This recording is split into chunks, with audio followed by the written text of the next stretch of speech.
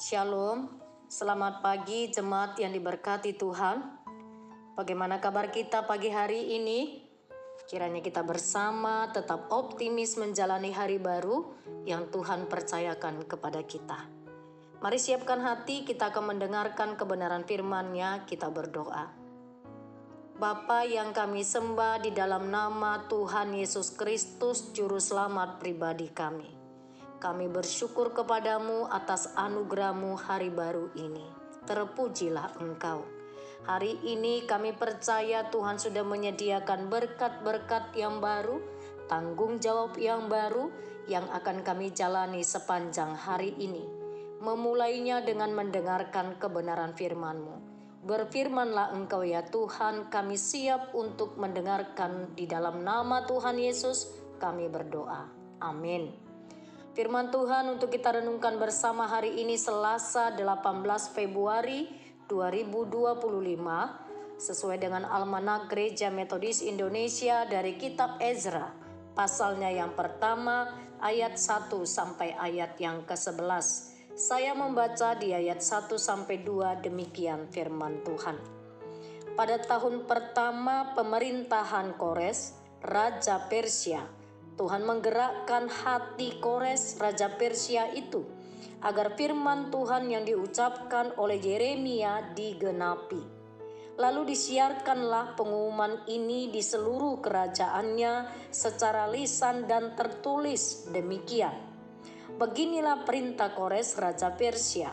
Segala kerajaan di bumi telah dikaruniakan kepadaku oleh Tuhan Allah semesta langit. Ia menugaskan aku untuk mendirikan rumah baginya di Yerusalem yang ada di Yehuda. Amin.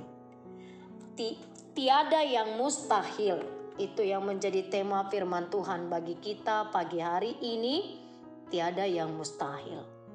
Jemaat yang diberkati Tuhan, kalau kita perhatikan teks pada pagi hari ini, setelah 70 tahun berada di pembuangan, umat Tuhan mendengar kabar yang tak pernah disangka. Penguasa baru dari kerajaan Persia yaitu Kores mengizinkan mereka kembali ke Yerusalem untuk membangun bait suci yang telah runtuh. Jemaat terkasih, sekali lagi setelah 70 tahun. Tak dapat terbayangkan oleh kita bagaimana kondisi setelah 70 tahun, bagaimana kondisi bangsa itu. Kalau kita pernah berkunjung ke satu tempat mungkin yang sudah tidak pernah kita kunjungi, jangankan 70 tahun, 1 tahun atau 10 tahun, perubahannya sangat signifikan. Apalagi konteks ini terjadi setelah 70 tahun. Bagian ini dibuka dengan sebuah keputusan Kores di tahun pertamanya menjadi raja atas Babel. Dia memerintahkan semua orang Israel di dalam kerajaan Babel, bahkan seluruh daerah lain yang dikuasai Persia, untuk kembali ke tanah mereka dan mendirikan bait Allah di Yerusalem. Jadi jemaat terkasih, Tuhan menggerakkan hati raja ini untuk menjadi pelindung, pembebas umatnya. Kerajaan besar seperti Persia tetaplah dalam konteks ini dia sebagai alat yang Tuhan pakai untuk rencananya bagi umatnya. Jadi dia adalah alat yang Tuhan pakai. Kita tahu Kores adalah raja yang tidak percaya kepada Allah Israel. Atau dalam konteks ini sesungguhnya Kores Persia adalah bangsa kafir yang tidak termasuk di dalam umat pilihan. Tetapi tidak ada yang mustahil bagi Tuhan. Kores pun bisa dipakai oleh Tuhan. Bahkan bukan hanya itu, di ayat yang kedua menarik sekali. Kores katakan, beginilah perintah Kores Raja Persia. Segala kerajaan di bumi telah dikaruniakan kepadaku oleh Tuhan. Tuhan yang dimaksud di sini adalah Tuhan Allah Israel, Tuhan yang Esa.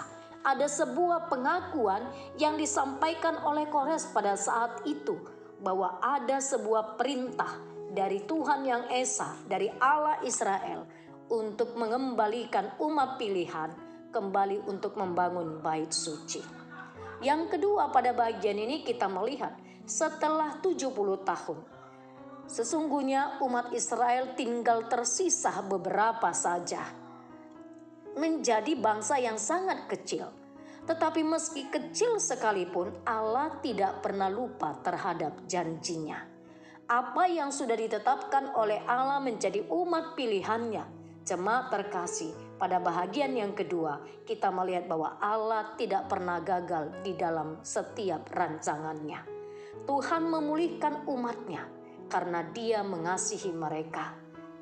Jadi jemaat terkasih, ada dua hal besar kita belajar. Yang pertama, tidak ada yang mustahil bagi Allah. Dia bisa memakai siapa saja.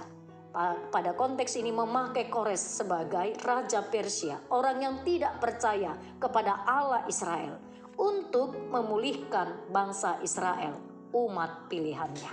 Jadi Allah bisa memakai siapa saja. Lalu yang kedua, kita belajar bahwa Allah tidak pernah gagal di dalam segala rancangannya. Sekali Dia berfirman dan menubuatkan melalui para nabi bahwa Dia mengasihi umat pilihannya, selamanya Dia tetap mengasihi.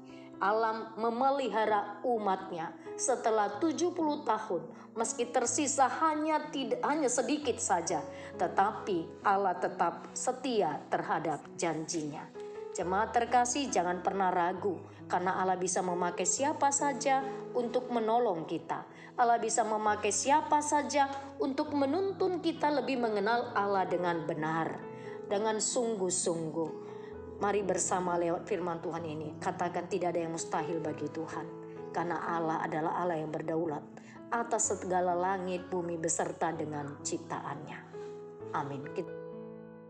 Marilah kita berdoa. Bapa Surgawi, kami bersyukur untuk firman-Mu yang sudah kami dengarkan pada pagi hari ini. Tuhan, berikan kami kekuatan untuk hidup bagi-Mu. Berikan kami kepekaan untuk tahu kehendak-Mu. Dan berikan juga kami kemampuan sehingga semua berkat-Mu, baik waktu, tenaga, materi yang Tuhan sudah berikan kepada kami, dapat kami gunakan untuk menjalankan kehendak-Mu atas kami. Kami mau tetap mengimani setiap rancangan-Mu dalam hidup kami tidak pernah gagal. Kami serahkan hidup kami ini satu hari ini kepada Tuhan. Bapa terkasih, kami mau menaikkan syukur kalau pagi hari ini ada 3 orang jemaat Tuhan yang bertambah 1 tahun usia mereka. Ada Inang Titi Lestari Boru Siregar, hari ini genap 61 tahun.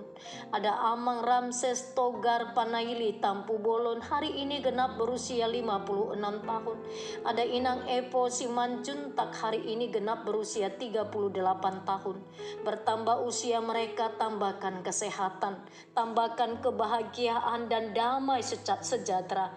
Secara khusus hamba menyerahkan terus untuk kesehatan Amang Ramses Tampu Bolon. Engkaulah terus yang berkarya memberikan kekuatan dan kesembuhan kepadanya di dalam nama Tuhan Yesus. Berikan kesembuhan.